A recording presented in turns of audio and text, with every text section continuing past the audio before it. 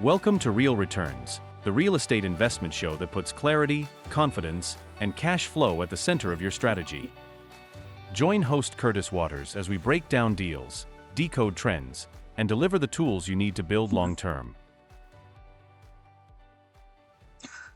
Hello, welcome to episode 101 of the Real Returns podcast. Today we're going to be talking about how to profit from single-family rentals. We're going to be discussing cash flow, refinancing, appreciation, and tax advantages. So, those are the four ways to profit. First is monthly cash flow.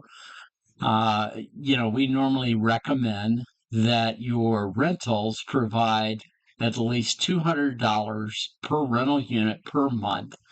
So for one unit, that's $2,400 a month. If you had 10, that would be $24,000 a year. You can make monies from cash out refinance.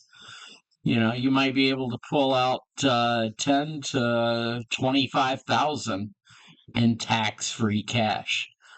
You have rent growth and you have appreciation. Mortgage pay down, all that leads to growth of your equity.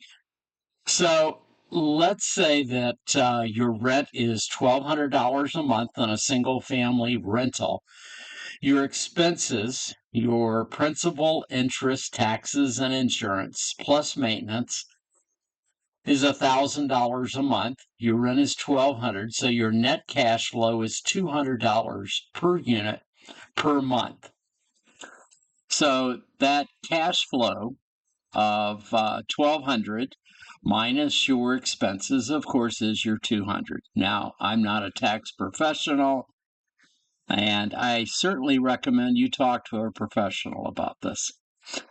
So let's assume you purchased a rental. It was $100,000, or you purchased it for less and you had renovation and the total didn't exceed $100,000. When you're done, your after repair value is $150,000. Now you should be able to refinance that on, say, a 30-year DSCR, the debt service coverage ratio loans.